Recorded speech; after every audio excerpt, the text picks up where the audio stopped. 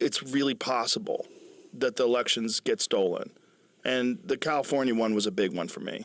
And why not just have mail-in, or why not just have voter ID? Yeah. You actually that's saw insane. Not only did they not have voter ID, Yeah. you can't show your ID. You're not Correct. allowed to show your ID. You can in fact be like prosecuted if you try to force somebody to show their Which ID. is, that Yeah. seems like you want people to cheat. Exactly. Yeah. And this is from the same people that were saying you have to have an ID that shows you've been vaccinated just 4 So, like, years to ago. go- I'm not every country does it. I'm not skeptical. I'm accusing them. I think they stole the election. Yes. Evidence. Yes. And they were recruiting homeless people. That's right. And they were getting homeless people and giving them cigarettes and cash. There's evidence of Yes. this. To use their address and mail in ballots. That to me was the crazy part. It's like you were designing the vote share in order to kick Pratt out and put the third person into second place. That to me is like very, very bizarre. Because what is the theory of the mail-in vote? Joe Rogan and JD Vance just reignited one of the biggest debates in American politics. Are U.S. elections truly secure, or are there vulnerabilities that officials aren't addressing? Their comments on mail-in voting, voter ID laws, and election integrity have sparked intense reactions across the country. In this video, we'll break down their arguments, examine the evidence, and explain why millions of Americans still question the election process. What is it about, first of all, what happened with the last election in Los Angeles, just the primary, I think was crazy. so super sus. Yes, and it here's is. why it's super sus.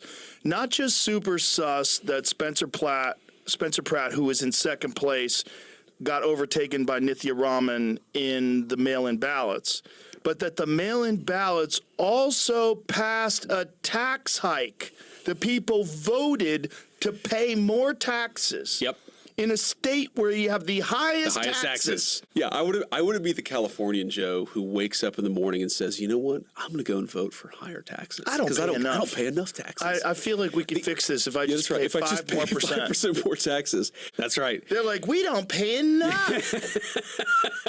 That is insane. The crazy thing about it, too, is it's that, okay, so after the initial ballots all came in, it was Karen Bass was number one, Spencer Pratt was right behind her, and then number three, whatever this woman's name is, Nithya Raman. Okay, so you would expect the mail-in ballots to be more or less like the original ballots in terms of 1, 2, and 3. I'm not saying Spencer Pratt's going to win the mail-in ballots, but it just so happened that the third place person in relative terms did a lot better than the first and second place person. Disproportionately better. Such that the Republican was actually kicked out of the race so that there's not actually a real election in California. And then when you have direct evidence that they were recruiting homeless people. That's right. And they were getting homeless people and giving them cigarettes and cash. There's evidence of this. To use their address and mail-in ballots. That to me was the crazy part. It's like you were designing the vote share in order to kick Pratt out and put the third person into second place. That to me is like very, very bizarre. Because what is the theory of the mail-in vote that is somehow like so much more pro-Nithya relative to Karen Bass? Makes no sense. Makes no sense. Makes no sense. Why would it be? Yeah. Why would it be? I mean, Karen Bass was ahead by every metric. Yeah. The real problem is it's deeply corrupt. Yes. I mean, deeply, deeply corrupt. And what they're trying to do is make it impossible for the other side to win. Yeah. And there should be laws against that. First of all, the idea of mail-in ballots for anybody other than people who are invalids, who can't leave their homes, or military, or people that are, for some reason they're serving overseas, they're doing something overseas, it should not be legal. That's right. And the fact that it became ubiquitous during COVID is a giant problem. Yes. Well, it's just very disheartening that you have to consider the fact that it's really possible that the elections get stolen. And the California one was a big one for me. And why not just have mail-in, or why not just have voter ID? Yeah. You actually that's saw insane. Not only did they not have voter ID, Yeah. you can't show your ID. You're not Correct. allowed to show your You ID. can in fact be like prosecuted if you try to force somebody to show their Which ID. is, that Yeah. seems like you want people to cheat. Exactly. Yeah. And this is from the same people that were saying you have to have an ID that shows you've been vaccinated just 4 So, like, years to ago. go- I'm not. every country- I'm not every country does skeptical. it. I'm not skeptical. I'm accusing them. I think they stole the election. Yes. And Yes. I think it's common. And this idea that elections can't be stolen. I always say to people, okay, do you think that the amount of election fraud is 0%? No one thinks that. This clip is built around a very strong claim that mail-in voting and ballot counting in Los Angeles may have produced suspicious results. The speakers point to a candidate moving from third place into second after additional ballots were counted, allegations involving homeless individuals being used in ballot schemes, and broader concerns about voter ID laws. Their conclusion is that the system appears vulnerable to manipulation. However, there is an important distinction between something looking unusual and proving election fraud. A result changing after mail-in ballots are counted is not, by itself, evidence that an election was stolen. Different voting methods often favor different candidates, and late-counted ballots can produce shifts that seem surprising. The real question is whether there is verified evidence showing illegal votes, fraudulent ballots, or election officials intentionally altering results. What makes this debate politically explosive is that public trust in elections depends on transparency. When voters see dramatic changes in standings after election night, many immediately become suspicious. Supporters of election reforms argue that stronger voter identification requirements, cleaner voter rolls, and faster ballot reporting would help restore confidence regardless of party affiliation.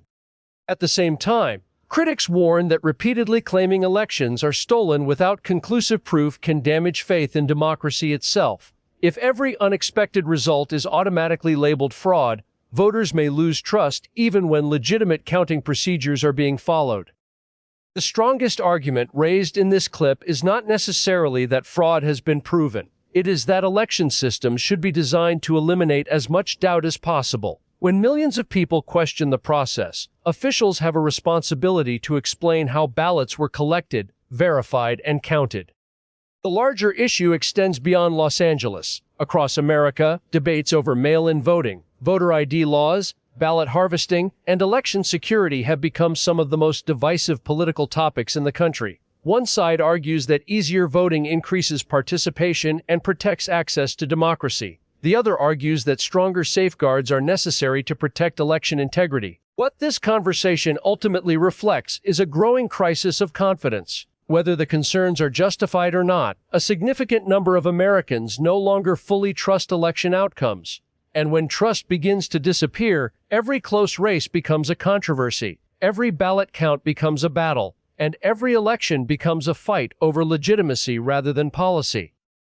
The real challenge is finding a system that is both secure and trusted, because in a democracy, the winner matters, but public confidence in the process matters just as much. Yeah. No one thinks it's zero. Exactly. There's always some overzealous person that works somewhere that's doing something.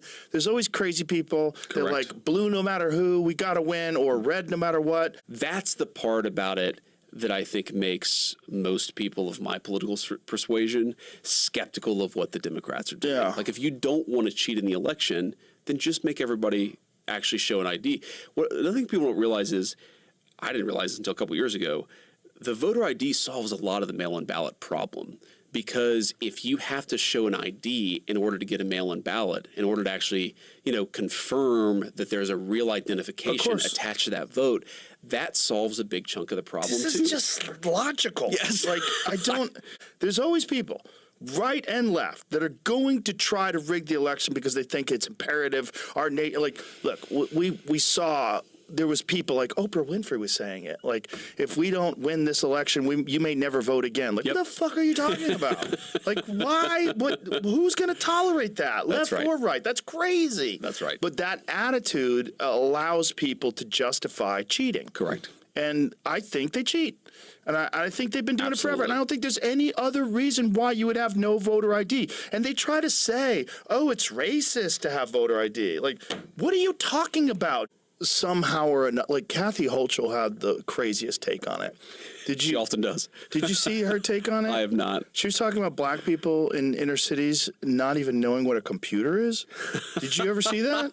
No, I didn't see that. Oh my God, it was so crazy. And then this one comedian, this black comedian, did this hilarious video where he was like circling around a computer, staring at it, like touching it, like he didn't know what it was. Do you think other races are incapable of going to the DMV? That's insane. Yeah, that's racist. It's actually super racist. That's really racist. Right, the implication of their argument is literally like blacks and Hispanics cannot go to the DMV to get an ID. By the way, if you look at the polling, black Americans are as pro-voter ID. Even though most black Americans vote Democrat, they're still pro-voter ID as much as white Americans is. Most Americans are voter. So they want voter ID, thing. except for operatives. It's just like, what are you talking about? Everyone has a phone. That's a computer. So many of these Democratic talking points presume that their own voters are actual idiots. I'll offer on the Joe Rogan podcast this deal as vice president of these United States that if Democrats really don't think